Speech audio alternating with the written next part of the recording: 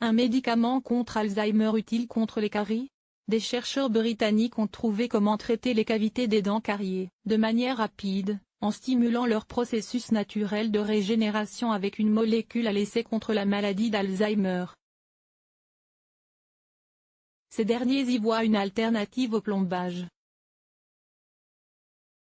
Le taïdoluzib est une molécule qui fait actuellement l'objet d'essais cliniques en ce qui concerne le traitement de l'une des maladies neurodégénératives les plus fréquentes, la maladie d'Alzheimer, mais elle peut aussi s'avérer très utile pour les dents. Des chercheurs du King's College de Londres ont trouvé comment l'utiliser pour stimuler le renouvellement des cellules souches régénératrices de la pulpe dentaire, un processus qui s'avère très utile lorsque celle-ci est infectée à la suite d'un traumatisme.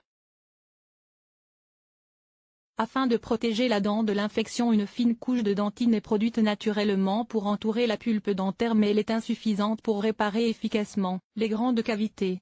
Pour traiter ces cavités, les dentistes remplissent les trous en utilisant des ciments ou des obturations artificielles, comme les produits à base silicium.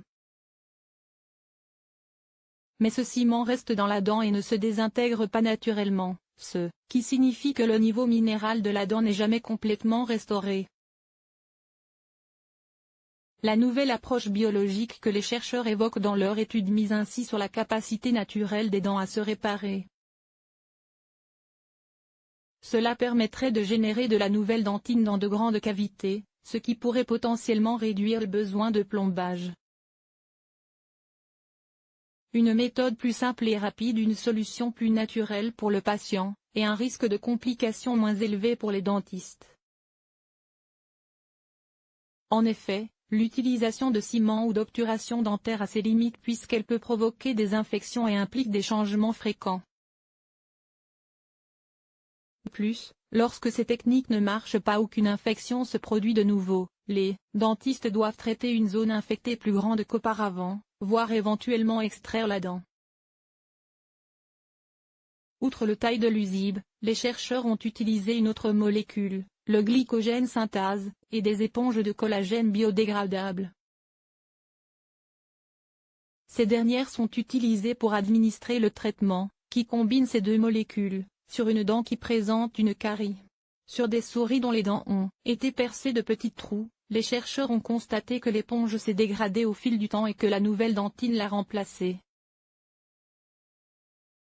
La réparation est complète ainsi, les cellules souches des dents ont bien généré de la dentine à une grande vitesse et la réparation fut complète et naturelle. Ces éponges sont par ailleurs commercialement disponibles et approuvées cliniquement, ce qui permettrait une utilisation rapide de cette méthode dans les cliniques dentaires.